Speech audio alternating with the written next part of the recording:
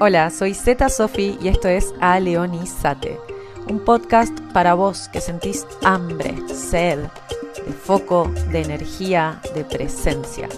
Soy psicóloga, mentora, exatleta y vine a mostrarte cómo dejo de escaparme de mí y me hago cargo, con ganas, con miedo, con garra. Así que si ya no querés esconder el instinto detrás de las 1001 cosas que haces o que no te animás a hacer, este espacio es para vos. Llegó el momento de marcar tu territorio, de sacudir la melena, de clavar la mirada y que tiemble la sabana entera.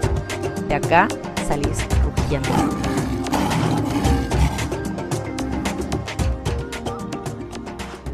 Hay momentos en los que tenés hambre, pero no de cualquier cosa. Y si no estás atenta, terminás comiendo lo primero que aparece. Finales de noviembre me fui un fin de semana a Buenos Aires con mis amigas Sami y Naku. El sábado habíamos pasado toda la noche bailando y lo último que habíamos comido había sido un festín de tortas en San Telmo a las 6 de la tarde. El domingo, 2:30 del mediodía, estábamos armando todo para volvernos a Rosario y el nivel de hambre que estábamos manejando era grado animal. Decidimos ir a un lugar que nos habían recomendado que quedaba por Recoleta. Llegamos y no era tan lo que buscábamos. Había lugar en una barra, en una ventana, estaba todo medio oscuro, frío, no nos podíamos ver la cara si nos sentábamos ahí. Los platos eran raros, no sé, cero clima. Y con el hambre que teníamos, podríamos habernos quedado, podríamos haber pedido cualquier cosa y decir, bueno, total, ya fue, pedimos esto que se asemeja a un Carlito. Pero era nuestra despedida de Capital y la verdad es que no era lo que queríamos. Así que dijimos, no, vámonos. Entonces decidimos ir a buscar unas buenas milanesas a un bodegón de Palermo. Estábamos como a 20 minutos de ahí. El bodegón cerraba a las 4 y eran casi las 4 menos 20. Nos arriesgamos. Dijimos, bueno, dale, vamos. Habíamos dejado el auto estacionado justo adelante de una roticería que habíamos leído el pizarrón de afuera, decía empanadas. Entonces yo pensé, listo, compramos 3 empanadas y de camino al bodegón vamos saciando este agujero negro que siento adentro. Cuestión que las empanadas demoraban 15 minutos, así que dijimos no y seguimos al bodegón. Llegamos, estaba todo lleno y ahí aparece una chica súper tenaz, súper firme y nos dice, en breve se libera una mesa, chicas, ¿quieren esperar? Sí, bien, entonces nos ubicó a un costadito y mientras estábamos esperando, de repente, es como que suena una música de esas, como música cielo, y aparece un ángel con una canasta de empanaditas fritas calentitas y nos dice, chicas, ¿quieren una empanadita mientras esperan? Por supuesto que sí. No agarré dos porque me dio vergüenza, agarré una, dije, total, después volverá a pasar. No volvió a pasar, pero no importa, la saboreé tanto. Amé que me traigan una empanadita frita, estaba impecable. Y desde ahí, todo, pero todo, fue perfecto. Enseguida nos sentaron en la mesa, venían a levantar las servilletas que nosotras dejamos de las empanaditas que nos habíamos comido con una pinza. Nos traían un pancito caliente con harina orgánica o algo así, que no sé bien qué era, pero sonaba especial. Eh, Aceitunas con un aceite de oliva de no sé qué. Las mejores milanesas que probé en mi vida. Y al final encima nos regalaron un heladito de chocolate de postre. ¿Qué? Nos fuimos más pobres, sí, pero con el pecho abierto, la panza explotada y una sonrisa estúpida de felicidad de habernos sentido, pero recuidadas por la producción. ¿Y por qué les cuento esta historia, esta anécdota? Porque en la vida cotidiana o en un domingo en Buenos Aires están todas las enseñanzas. Ese día dijimos no a algo que no queríamos, incluso habiendo urgencia. No saben lo que soy yo con hambre. Me pongo mala, me pongo irascible, me pongo muy impaciente. Y fuimos en busca del sí, sin saber si iba a haber lugar, si iba a estar abierto, si iba a salir todo bien, sin garantías. Llegamos y fue incluso mejor de lo que imaginamos. Y para mí, esto es una ley de vida. Definir lo que no querés no es tan fácil como parece, porque implica sincerarte, y eso molesta. Implica tirar abajo castillos de fantasía. Eso duele. Aceptar que algo no es lo que te contaste también duele. Y después hay que definir lo que sí querés. Y ahí tampoco es fácil, porque ahí te volvés responsable. Ya sabes para dónde. Entonces ahora hay que caminar. Y esto aplica, como decía recién, a un almuerzo de domingo, o a un trabajo que sabes que ya no va, o a un vínculo que mantenés porque quizás todavía no apareció nada mejor. Decir no abre una puerta, y atrás de esa puerta hay algo que asusta a muchos: el vacío. ¿Qué imaginas cuando digo vacío? Yo creo que el vacío es un concepto muy etéreo. Está en muchas filosofías, en muchas tradiciones. Mi forma de entender el vacío no es tan teórica, es más corporal. Me cuesta ponerle palabras, porque yo el vacío no lo entendí, lo sentí. Pero aclaremos algo importante. Durante mucho tiempo yo no sentí vacío, sentí miedo. Y por eso muchas veces se habla del vacío como algo negativo. Pero lo que suele aparecer ahí no es vacío, es miedo, es angustia, es dolor. Y eso no es vacío, eso es miedo a vaciarte. El vacío aparece recién cuando te animás a mirar esas emociones sin cambiarlas, sin huir, sin taparlas, cuando te quedás en la tormenta. Y también cuando te quedás cuando pasa la tormenta. Y también cuando sale el sol. Ahí empezás a ver otra cosa, que el vacío no es ausencia, no es un pozo, no es un agujero. El vacío es espacio, es ese espacio donde todo sucede, como el claro en la sabana. La leona no está cazando, no está corriendo, no está en alerta, está.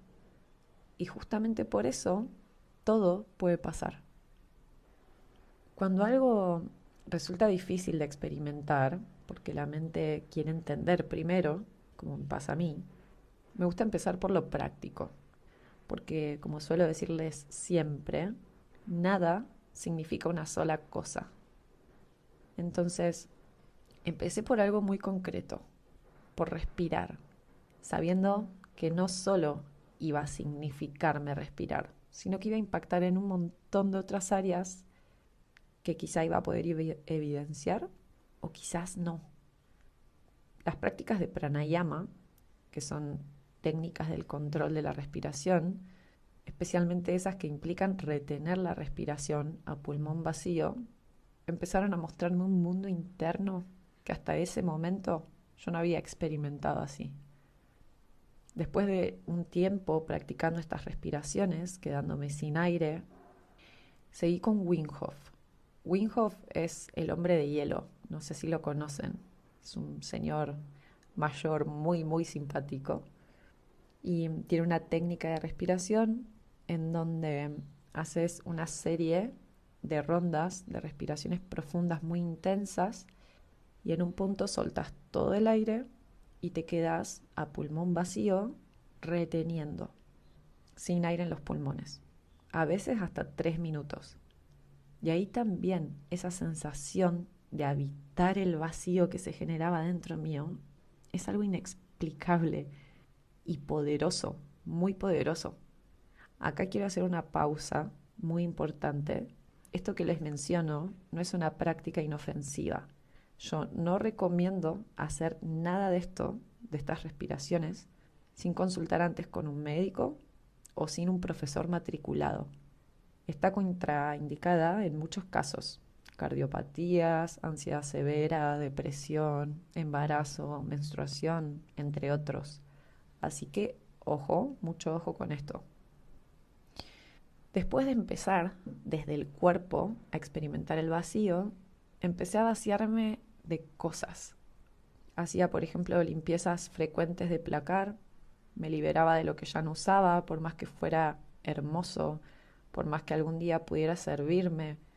Si había pasado mucho tiempo sin usarlo, o si sentía que ya no vibraba conmigo, lo doblaba, le agradecía a esa prenda todo lo que me había acompañado y la preparaba para dársela a alguna persona que sabía que le iba a dar una mejor vida que la que yo le estaba dando ahí en esa percha colgada juntando polvo.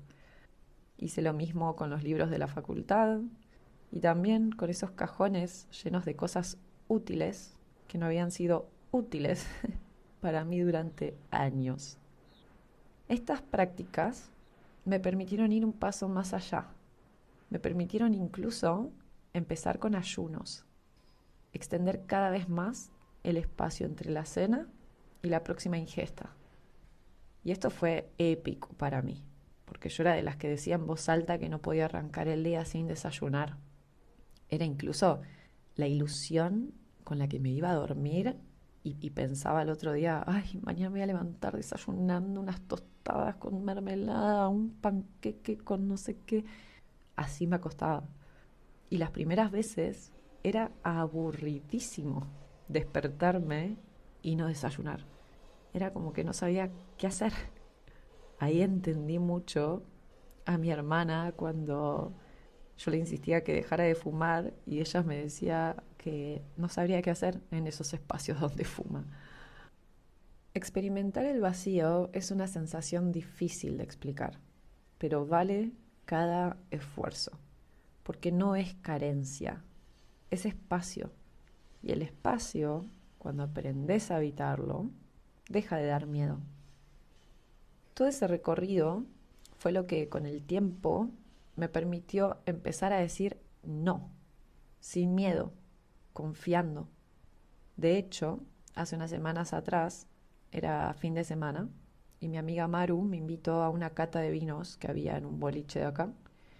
Y podría haber ido, sí, pero no sentía el sí adentro mío. Y algo importante: este entrenamiento no te vuelve tajante ni rígida, te vuelve sensible. Empezás a reconocer cómo se siente un sí en el cuerpo y cómo se siente un no. Y muchas veces no es ni blanco ni negro. En este caso no era un no rotundo, pero tampoco era un sí. Así que no forcé nada, dejé que la brújula interna me fuera guiando y dejé que la noche transcurriera sin planes. Salí a caminar por el parque, a ver si veía la luna llena, que nunca apareció porque estaba nublado esa noche. Iba escuchando a los Backstreet Boys y me crucé con dos amigos. Nos quedamos charlando un rato ahí en el parque.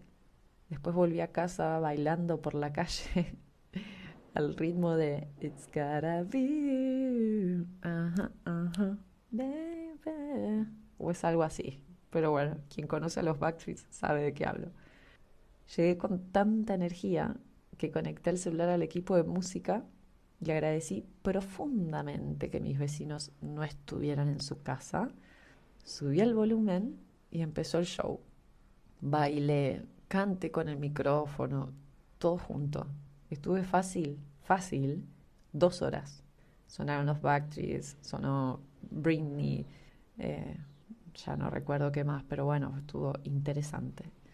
Después de eso, una duchita. Después de eso, cené tranquila en el sillón, mirando Yellowstone, aire prendido y a dormir. Me fui a la cama profundamente feliz con el viernes a la noche que me había regalado. Y aclaro algo: después de muchos no muy confusos, dichos con esa mezcla de miedo y de arrepentimiento, de creer que tomaba malas decisiones, de pensar que iba a perder a todos mis amigos si dejaba de asistir con la frecuencia que solía hacerlo. Después de mucho caos, y hablo de años, no de un mes, siento que llegué, que logré recién ahora esta estabilidad que disfruto y que tampoco siempre es igual, ni siempre agradable. El vacío me enseñó a que la incertidumbre deja de ser un tren del terror y se convierte en un parque de diversiones. Es en esa incertidumbre, en ese vacío, donde puedes empezar a crear una vida más alineada a tu verdad, no a la que te contaste, sino a la que te toca descubrir. Como todo, nada es un proceso acabado ni cerrado. Yo siento que en algún punto todo vuelve a reactivarse, quizás desde un lugar más profundo. Y por eso, al principio cuesta ver que es más de lo mismo, porque quizás los miedos son otras las cosas que hoy están en juego, pero el mecanismo es el mismo. Lo que pasa es que para mí nos olvidamos del esfuerzo que nos llevó a entenderlo la primera vez. Nos olvidamos de todo lo que ya atravesamos. Y entonces creemos que ahora es más difícil. Y nos justificamos diciendo que ahora es más difícil, que no es lo mismo. Pero no, no es más difícil. Es más de lo mismo, solo que en otra capa.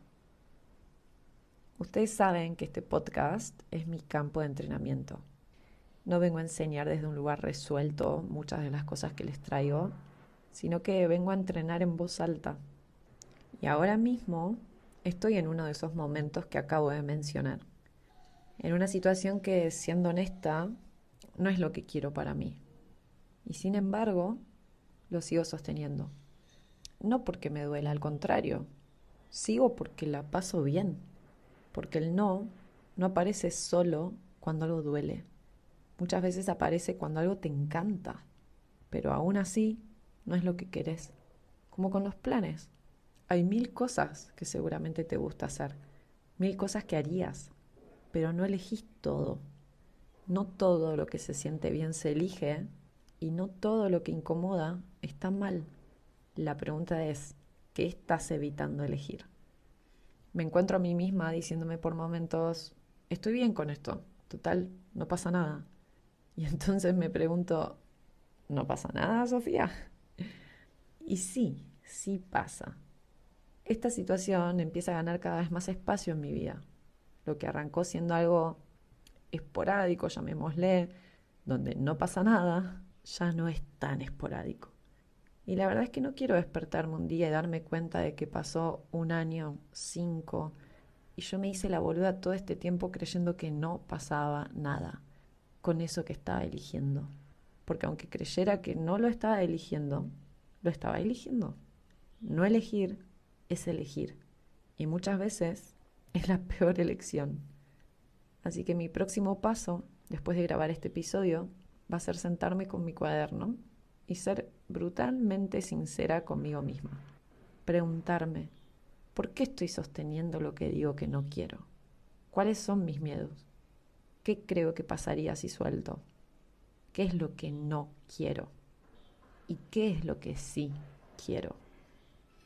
Y finalmente, ¿estoy dispuesta a hacer lugar para lo que quiero? A veces no se trata de alejarse por completo de una situación, de una persona, de un lugar, de un trabajo, sino es ver qué aspecto de eso necesita vaciarse, qué aspecto de eso es lo que no querés y cuál es el que sí. No esperes a que algo te duela para decir que no. A veces el verdadero coraje es soltar lo que te gusta para honrar lo que quieres.